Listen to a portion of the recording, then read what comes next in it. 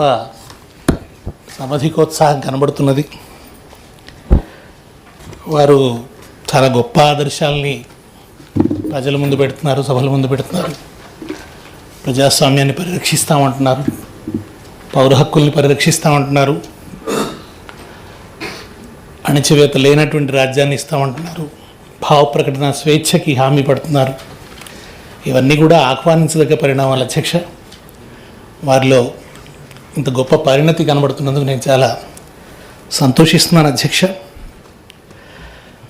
వారు ముళ్ళ కంచెలు లేని రాజ్యం అని అన్నారు అధ్యక్ష. ప్రగతి భవన్ ముందు ఉన్నటువంటి ముళ్ళ కంచెలు తీసేసామంటున్నారు, కానీ అసెంబ్లీ ముందు కూడా ఇంకా ముళ్ళ కంచెలు ఉన్నాయి అధ్యక్ష. ఆ ముళ్ళ కంచెలు తెలంగాణ ఉద్యమ క్రమంలో ఇక్కడికి అసెంబ్లీ ముట్టడికి ఉద్యమకారులు వస్తారని చెప్పి వాటి విస్తృతి పెంచారు అధ్యక్ష. ఉన్న స్థాయి కంటే వాటి స్టాండర్డ్ పెంచారు, విస్తృతి పెంచారు. ఆ అసెంబ్లీ ముట్టడి క్రమంలో చాలామంది దాని మీద పడితే కుట్లు పడ్డాయి అధ్యక్ష, 1000 కుట్లు పడ్డాయి ఒక వ్యక్తికి. సో అటువంటి పరిణామాలు చాలా జరిగినాయి. దానికి సంబంధించినటువంటి, ఎందుకంటే వాళ్ళ గుర్తులన్నీ చెరిపేస్తామన్నారు, అవేవి ఉండవన్నారు. అసెంబ్లీ ముందు ఉన్న కంచెలను కూడా తొలగించవలసిందిగా నేను ముఖ్యమంత్రి గారికి విజ్ఞప్తి చేస్తున్నాను.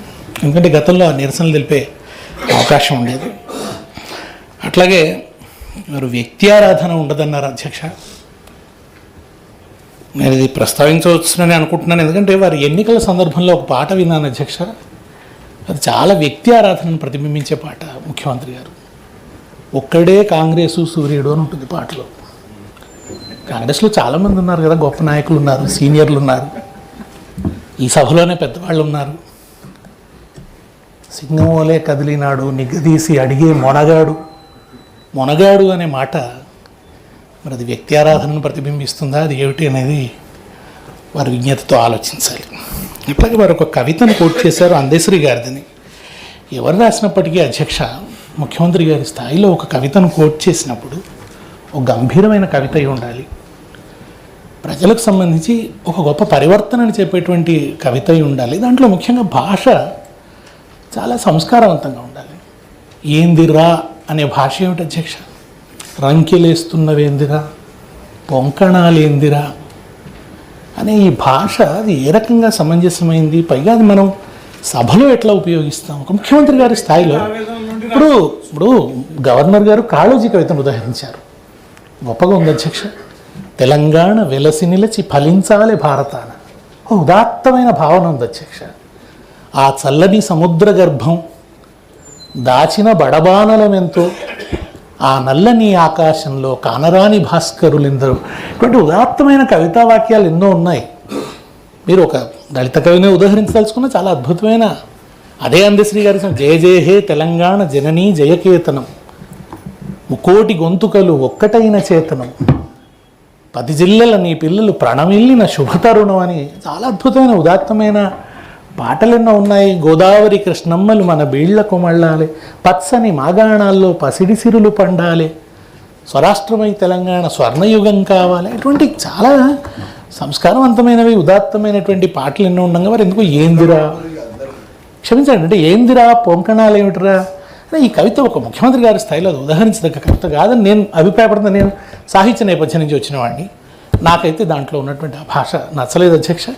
అది సభ గాంభీర్యానికి కానీ సభ ఉదాత్తతకు కానీ అది సమంజసమైంది కాదు అధ్యక్ష. అది దాని విషయంలో వారే ఆలోచించాలి అధ్యక్ష. అట్లాగే వాళ్ళు రాబోయే కాలంలో, అంటే సరే బీఆర్ఎస్ ప్రభుత్వంతో సహా నగరంలో ర్యాలీలను అనుమతించడం లేదు అధ్యక్ష. వారు ప్రజాస్వామ్యానికి ప్రామిస్ చేస్తున్నారు, రాబోయే రోజుల్లో ర్యాలీలను కూడా అనుమతించాలి. తర్వాత ఆట పాట మాట ఇవన్నీ కూడా స్వేచ్ఛగా నడవాలి. దానికి సంబంధించి ఆ స్వేచ్ఛాయుతమైనటువంటి వాతావరణాన్ని వారు కలిగించాలి. మీడియా స్వేచ్ఛ కూడా ఉండాలి, విమర్శించేటువంటి స్వేచ్ఛ, ఇవన్నీ కూడా వారు హామీ పడుతున్నందుకు సంతోషం అధ్యక్ష. దాన్ని నేను ఆహ్వానిస్తున్నాను అధ్యక్ష. ఒకప్పుడైతే ట్యాంకు బండి మీద కూడా నిరసనలు తెలిపే హక్కు ఉండేది అధ్యక్ష. తర్వాత దాన్ని ధర్నా చౌక్ మార్చేసినారు. దానికి అటువంటి నిరసనలు తెలిపినా కూడా వాటన్నిటిని కూడా మనం పర్మిట్ చేస్తే మంచిది అధ్యక్ష. అదేవిధంగా వారు పౌర హక్కుల గురించి చాలా చక్కగా, అంటే మా ఒక గట్టి విశ్వాసాన్ని ప్రజలకు అందించారు అధ్యక్ష. ఈ మధ్య ఒక లాకప్ డెత్ జరిగింది అధ్యక్ష నల్గొండ జిల్లాలో. ఆ లాకప్ డెత్ తర్వాత నేను ప్రభుత్వం నుంచి ఒక విస్పష్టమైన ప్రకటనని ఆశించాను అధ్యక్ష. మరి దాని విషయంలో వారు ఒక స్పష్టతని ఇవ్వాలి, దాని మీద ఒక ప్రకటన చేయాలని కూడా నేను వారిని కోరుతున్నాను. అధ్యక్ష ఏ చర్యలు తీసుకున్నారు, అట్లాగే ఇటువంటి సంఘటనలు పునరావృతం కాకుండా వారు ఏం చేస్తారన్నది కూడా ముఖ్యంగా ఏంటంటే ఒక గిరిజన రైతు బిడ్డను పోలీసులు లాకప్లో కొట్టి చంపిన సంఘటన జరిగింది అధ్యక్ష. దాని పట్ల చాలా సున్నితంగా వెనువెంటనే స్పందిస్తే వారు అంటున్న భావనలకు చాలా దగ్గరగా ఉండేదని నేను భావిస్తున్నాను అధ్యక్ష. అట్లాగే పత్రికల్లో చదివినాం అధ్యక్ష, ఒక కాంగ్రెస్ ఎమ్మెల్యే ఒక జర్నలిస్ట్ని దాడి చేయడమే కాకుండా, భౌతిక దాడి చేయడమే కాకుండా సెక్రటేరియట్లో చంపేస్తానని బెదిరించారు అధ్యక్ష. మరి ఇది మంచి పోకడైతే కాదు అధ్యక్ష. ఇటువంటి వాటిని మొగ్గలోనే ముఖ్యమంత్రి గారు తుంచివేస్తారని చెప్పి నేను ఆశిస్తున్నాను అధ్యక్ష. దాని మీద కూడా విచారణ జరపాలి. పాపం ఆ విలేకరి కేసు పెట్టే ధైర్యం కూడా చేయలేనటువంటి ఒక పరిస్థితి. ఎందుకంటే కొత్త ప్రభుత్వం వచ్చింది, చాలా దూకుడు మీద ఉన్నారు కనుక ఆయన చాలా భయపడుతున్నటువంటి పరిస్థితి కూడా ఉంది. కనుక ఒక భరోసా ఇచ్చే విధంగా, ఒక న్యాయం జరుగుతుందనే హామీ ఇచ్చే విధంగా ముఖ్యమంత్రి గారి నుంచి ఒక ప్రకటనను నేను ఆశిస్తున్నాను అధ్యక్ష. అట్లాగే వారు రైతు బీమాకు సంబంధించి కొంచెం చాలా తేలికైన వ్యాఖ్యలు చేశారు అధ్యక్ష.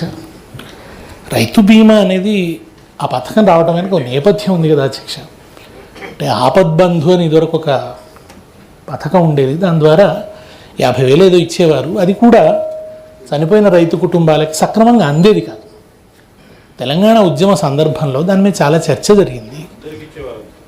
ఇచ్చేవారు కావచ్చు, ఇచ్చినప్పటికీ అవి సరిగ్గా రాలేదు సార్. ఏళ్లకేళ్ళు ఎదురు చూసినటువంటి సంఘటనలు. అది పాపం అప్లికేషన్లు పట్టుకొని ఆ రైతు కుటుంబాల వాళ్ళు ఆఫీసుల చుట్టూ తిరిగినటువంటి సందర్భం ఉంది. పాపం గుడ్ల నీళ్ళు కూకున్నోదికు భర్త చనిపోయిన బాధ ఉంటుంది, కుటుంబం అగాధమైపోయిన బాధ ఉంటుంది. దీంతో వాళ్ళు ఆఫీసుల చుట్టూ తిరగాల్సినటువంటి బాధ కూడా ఉండేది. దాన్ని అడ్రస్ చేసేటువంటి క్రమంలో రైతు బీమా అనేటువంటి ఒక పథకం తీసుకురావడం జరిగింది. దానివల్ల ఎవరైనా రైతు ఏ కారణం చేత మరణించినా ఒక 10-15 రోజుల్లో వాళ్ళకి బీమా సొమ్ము అందుతున్నది. దాన్ని ఎందుకు ఆ పథకం పట్ల అంత తేలికగా వ్యాఖ్యానించడం ఏమిటో నాకైతే అది దాన్ని మన రైతు బీమాను కంటిన్యూ చేస్తారా ఏమిటి, అసలు దాని మీద ప్రభుత్వానికి ఉన్నటువంటి ఆలోచన ఏమిటో కూడా వారు స్పష్టం చేయాల్సిందిగా కోరుతున్నాను అధ్యక్ష. అట్లాగే ఆత్మహత్యలకు సంబంధించి కూడా ఆంధ్రప్రదేశ్లో ఉన్నప్పుడు జరిగిన ఆత్మహత్యల సంఖ్య ఏమిటి, ఇప్పుడు జరుగుతున్న ఆత్మహత్యల సంఖ్య ఏమిటి అనేది అట్లా కంపేర్ చేసినప్పుడు మనకు తెలంగాణ వచ్చిన తర్వాత వచ్చిన మార్పు అర్థమవుతుంది అధ్యక్ష. పూర్తిగానే ఆత్మహత్యలు జరిగినటువంటి ఒక అంటే గణనీయంగా తగ్గినాయి బీఆర్ఎస్ వచ్చిన తర్వాత. ముఖ్యంగా రైతు బంధు లాంటి పథకాలు రావడం, మీరు వాళ్ళు అదే పథకాన్ని ఎక్స్టెండ్ చేస్తున్నారు, రైతు భరోసా అని అంటున్నారు, పేరు మారింది, అమౌంట్ పెంచినారు, మంచిదే అధ్యక్ష. రైతు బంధు సృష్టికర్త అయితే కేసీఆర్ గారు, అది ప్రజల హృదయాల్లో ఉంటుంది. గ్రామాల్లో వచ్చిన ప్రశాంతత ఏమిటి, వ్యవసాయంలో వచ్చిన ఆ సంక్షోభాన్ని ఎట్లా అడ్రస్ చేశారు, ఫలితాలు ఏమిటి, సాగునీటికి సంబంధించినటువంటి సమస్యలను ఎట్లా అడ్రస్ చేశారు. అట్లాగే పంటల కొనుగోలుకు సంబంధించి కూడా 7,000 పైన కొనుగోలు కేంద్రాలు తెరిచి మద్దతు ధరనిచ్చి గతం కన్నా మేలుగా ఆ పంటను కొంటున్నటువంటి సందర్భం ఉంది. ఆ అమౌంట్ కూడా వాళ్ళకి చాలా తొందరగా అకౌంట్లలో పడుతున్నటువంటి సందర్భం ఉంది. దానివల్ల రైతులు రిలీఫ్ ఫీల్ అవుతున్నటువంటి సందర్భం ఉంది. అది రైతుల అనుభవంలో ఉంది అధ్యక్ష. మీరు దాన్ని కాదంటున్నారు, అది ప్రజలు దాని గురించి ఆలోచిస్తారు అధ్యక్ష. కనుక ఈ విధంగా ముఖ్యంగా ముఖ్యమంత్రి గారు వారు ఇప్పుడిప్పుడే పరిపాలన ప్రారంభమైంది, వారికి కొంచెం సంయమనశీలతతో ఉండాలని నేను వారికి విజ్ఞప్తి చేస్తున్నాను అధ్యక్ష. అప్పుడే ఇంత పరుషమైనటువంటి ధోరణి మంచిది కాదు అధ్యక్ష. అంటే భయపెట్టేటట్టుగా ఉంది చూస్తూ ఉంటే కనుక. ఎందుకంటే ఆయన టోన్ అట్లాగే ఉంది సార్ మాట్లాడుతుంటే. ఎందుకంటే అది లేదు టోన్ అయితే ఆ రకంగా ముఖ్యమంత్రి గారి టోన్ అట్లా వినబడుతోంది, ఒక రకమైనటువంటి దబాయింపు ధోరణి కూడా కనబడుతున్నది.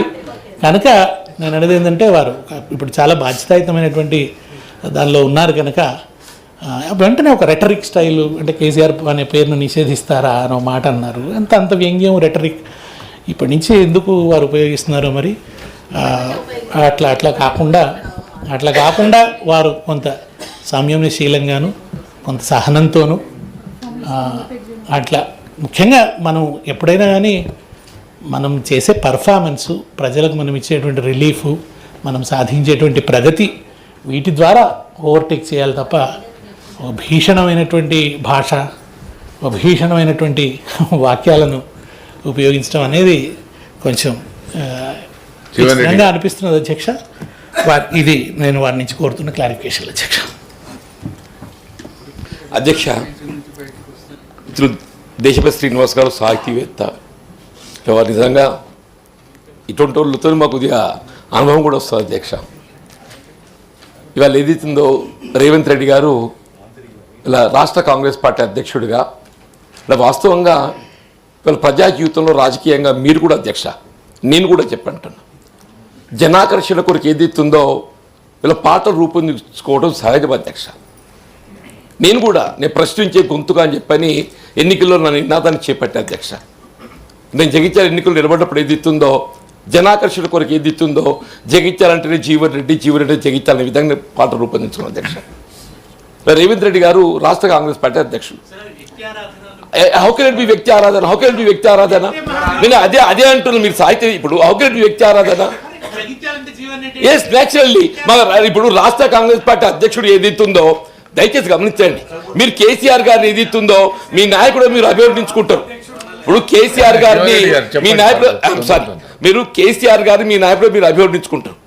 వీళ్ళు రేవంత్ రెడ్డి గారు రాష్ట్ర కాంగ్రెస్ పార్టీ అధ్యక్షులు, వారు మీరు ప్రొజెక్ట్ చేసుకోవడం సహజం. ఇది జనాకర్షణ కొరకు ఏదైతుందో నిలదీసే మొనగాడు, నిగ్గదీసే మొనగాడు, ఇలా ప్రభుత్వాన్ని ప్రశ్నించే మొనగాడు, ఇవాళ బీఆర్ఎస్ ఎదిరించే మొనగాడు అని పేరు కూడా సహజం. అది మీకు వ్యక్తి ఆధారాలు కనబడుతున్నదండి. మీ జాతీయ స్థాయిలో ఏదిస్తుందో మోడీ గారిని ఎదిరించే మొనగాడు రాహుల్ గాంధీ గారిని పేర్కొన్నామండి. దయచేసి మీరు విన్నోళ్ళు మాకు తెలియదు. మేము రాహుల్ గాంధీ గారిని కూడా గేయాన్ని రూపొందించినాం. జాతీయ స్థాయిలో ఏదిస్తుందో మీరు వినుంటారు. జాతీయ స్థాయిలో ఏదిస్తుందో